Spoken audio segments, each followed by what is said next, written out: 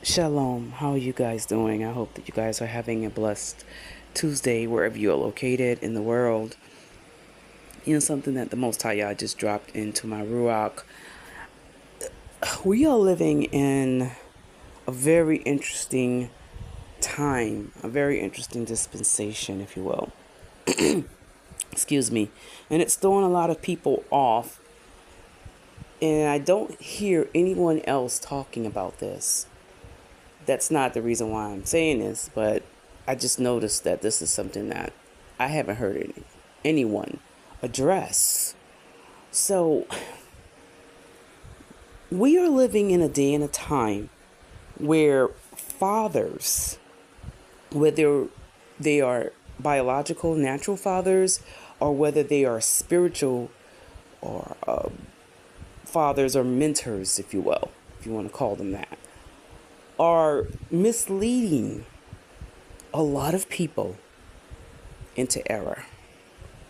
Fathers are being found in their older years, in their latter years, to be teaching some things and imparting some things into their sons and daughters that is not necessarily of the Most High Yah. It is not the will of the Father. Okay. Now I know that the word says that we are to honor our mothers and our fathers. I know that the word says that we are to entreat an elder as a father, and I definitely always, I've always been that person that has given much honor to my elders. Okay. I've always been that person, even if I knew that the elder was in error, I wouldn't correct them. I wouldn't say anything. I would just be like, yes, sir. Yes, ma'am. At 55 years old, I still have that in me, by the way. I still see people like who are 20, 30, or more years older than me. My father's godmother and my honorary godmother, who passed last year, was 106 years old. And I looked at her as a mother. Okay? So that honor thing is in me. I was raised to honor my elders. So don't get it twisted and think that I'm saying this from a place of rebellion and I've never had honor for elders, because that's not true. So I know that this is from the Most High Yah, because the Most High Yah just put this in my Ruach, that there are a lot of fathers and a lot of mothers. I love them. I love the older people. I love the elderly. But there are a lot of them that reach that peak in their life and they miss it. At the home stretch, the very last stretch, they miss it. They go off into some weirdness and they start having another ruach, and they start teaching strange doctrines, and they start demanding honor when it's really idolatry. And they don't correct the body. They don't correct their sons. They don't correct their daughters. They don't say, hey, it is not me. It is Christ. It is the Hamashiach that liveth in me. Do not worship me. If you idolize and worship me, the Father's going to get you. And the Father may take me out of here before my time, because he says I will have no other Elohims other than me. And the fathers and the mothers aren't doing this. But the fathers, they're not doing that. And they're just saying anything. They're just doing anything. And just because they've reached a certain age and they've been doing what they've been doing for the past 20 or 30 or 40 years or more. And nobody has had the courage or the leading or the unction to correct and entreat them. Or I just said the courage. Because it takes courage to confront and challenge an elder. Yes, it does. Because if you're anything like me, you honor them. You love them. You reached a certain age. How did you get to this age? How did you do this? I have those questions, even at 55, from my elders. Yes, I even have elders. So please, again, hear my ruach. Don't get it twisted. I honor and respect my elders. But guess what? They are wrong sometimes. Sometimes the enemy uses the elders. And we're going to just be blunt and be real about it. And we're seeing that. We are witnessing that right now. The Father is allowing the elders to go off into stuff, into weirdness. He's allowing the sons and the daughters to see the weaknesses and the frailties of their elders that they idolized and they worship. Why? Because he is serious about idolatry. Yahuwah says there will be no other Elohims other than me. Give me back my glory, saith the Almighty Yah. He wants his glory back. We are so busy giving glory and worship and what we call and what everybody teaches as honor to flesh just because they've been here for a few centuries. Not a few centuries, a few decades. How long has Yahuwah been in existence? Huh? Forever. Eternity. To infinity and beyond. So he is their elder. He is their father. And what happens most of the time is when a person has reached a certain age, they know that they messed up. They know they haven't always been right. They know everything that come up in their ruach ain't from the Most High Yah, but their pride kicks in, especially if they've been used by the Most High Yah in a mighty and powerful way consistently for a set number of years. Then nobody can say anything to them, and then people around say, "Hey, you're not supposed to rebuke an elder. Hey, touch not mine anointed. Do my prophets no harm. Oh, wait, who are you? Oh, stay in your lane. Stay in your place." No. The word says that the spirit, the ruach of the prophets is subject to the prophets. The word does not say the spirit, the ruach of the elder prophets is subject to the younger prophets. The word does not say the younger prophet, the ruach of the younger prophets is subject to the elder prophets. No. The word does not make that distinction. That means the word means that there is no age in the ruach, in the spirit realm. There is no age. A younger prophet can, judge the word of an elder prophet. Because the spirit, the ruach of the prophet is subject to the prophets. There is no age in the prophetic. You understand? There is no age in the prophetic. An elder prophet can get it wrong. An elder prophet can miss what Yah is saying. Yes. Let's look at the young prophet Samuel and King Eli. Let's go there. King Eli had been king for how long? And I imagine he was in the temple for how long? At least all of his adult life. For decades. And they brought, Samuel's parents brought young Samuel to the temple so that Samuel could be dedicated to the service of Almighty Yah. He was a babe. He was a child. He didn't even know he was a prophet. Come on, y'all. He didn't even know he was a prophet. He was a child. And he went to the temple and he was dedicated to the Most High Yah. And the Ruach had been dealing with King Eli for many, many times. He had warned King Eli. Before young Samuel had even came to the temple, he had been dealing with King Eli. And guess what? King Eli was like, "I've been king for a minute. I got this. I know my sons are this, my sons are that, but I got it. I'm in the temple. We got this. My son's still in the position, and I can't sit my sons down. How that's gonna look to the people?" When Yahuwah told him to correct his sons, and King Eli wouldn't do it. King Eli allowed the foolery to keep going on in the temple. The foolery of his sons sleeping with the temple whores. King Eli wouldn't fix that. King Eli wouldn't correct it. He ignored it. Like a lot of leaders do today. They ignore the corruption in their temples. They ignore the corruption in their politics. Come on up in here. So Yahuwah had been telling King Eli to do it, and he didn't do it. So babe. The Most High Yah had to speak through a babe, the babe Samuel, and speak to him and through him.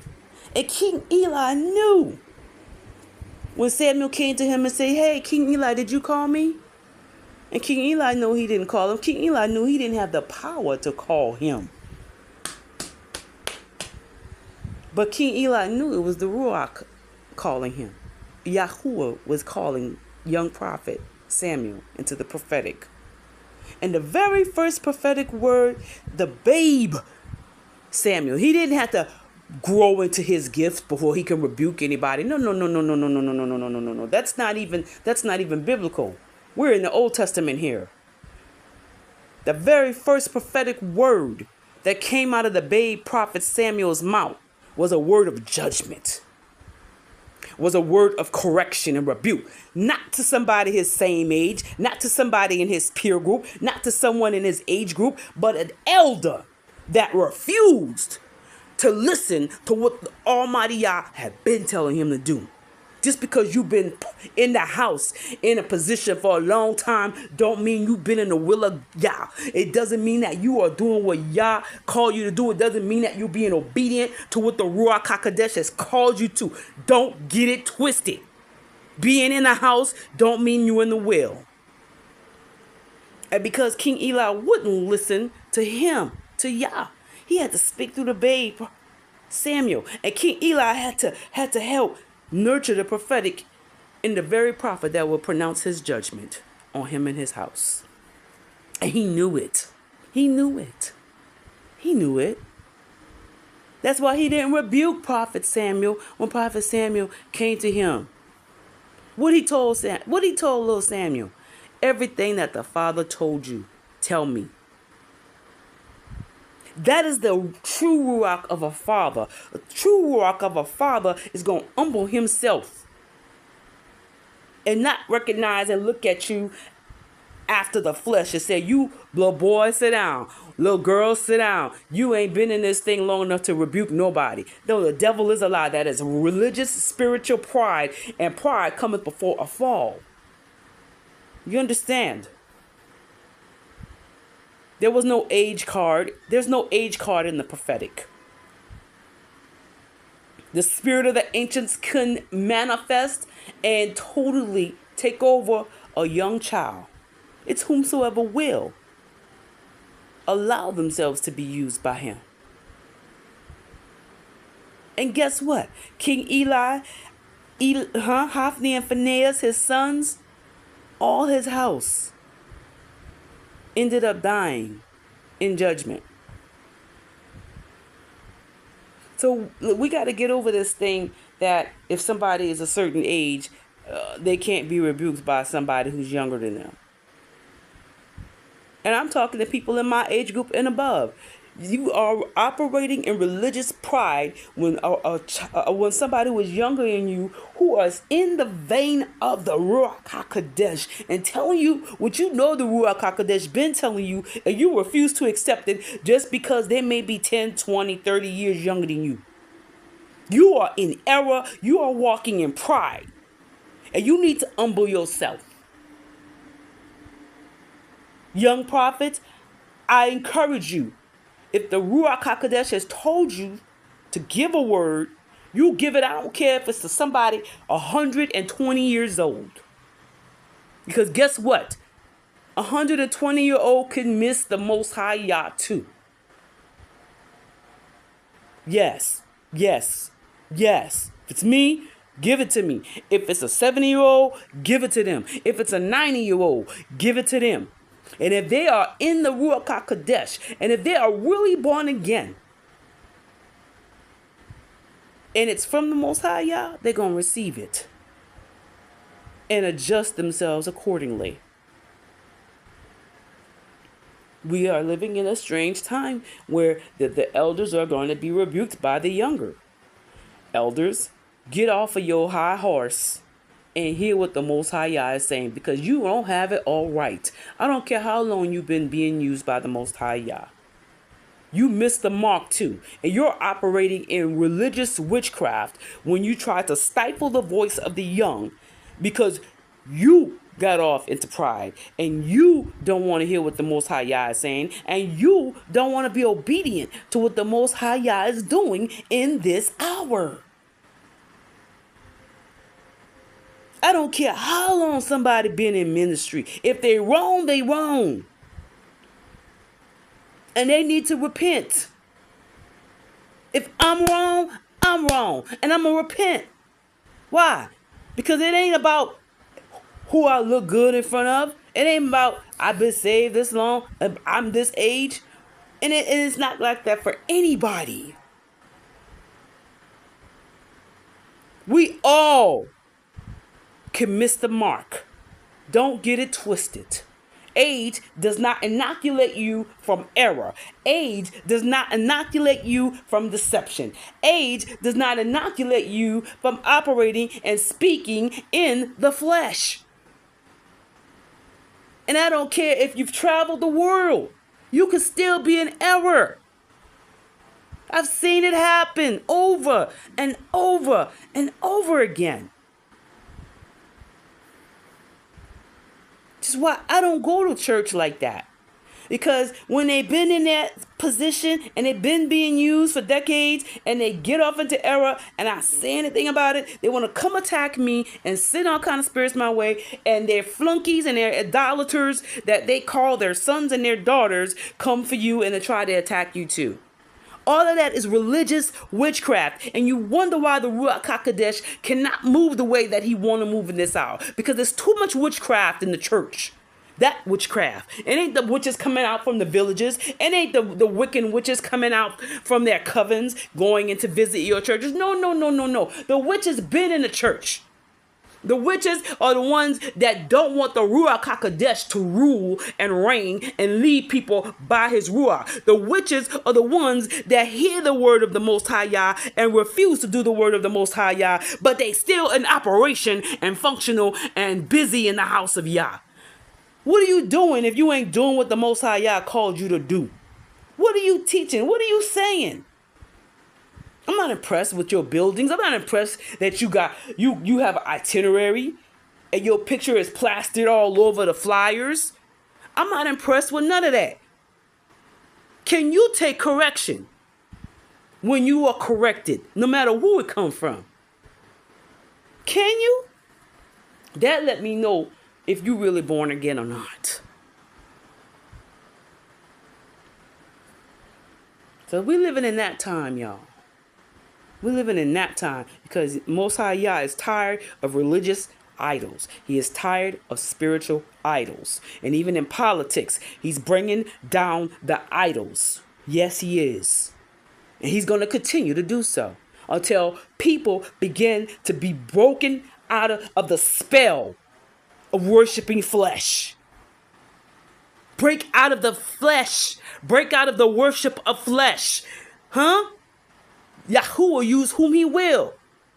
He promotes one and demotes another. Promotion comes from him. It don't come from man. It don't come from how many places you preach and how many countries you travel and how many people come to your church. No. Because I will present to you that you are in danger. The more you travel, the more itinerary that you have, the more people that you got coming to your church, the more followers that you have, the more you have in danger of enlocking yourself into religious pride. It can't be corrected. Because now you say, but look at all these people. Surely and certainly I can't be wrong. Look at all the followers that I have. Look at all the people that love me. The word says, woe. Woe unto the prophets when they speak good of the prophets. If everybody speak good of you, that means you are in danger. You need to be scared of everybody saying something good about you. And nobody correct you.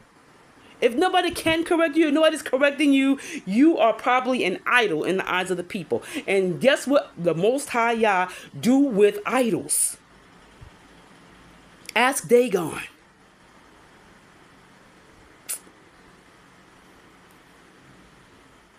Humble yourself under the hand of the Most High Yah so that he can exalt you in due time. How do you do that? When you need to be corrected, allow the Most High to correct you, no matter whom He uses to do it.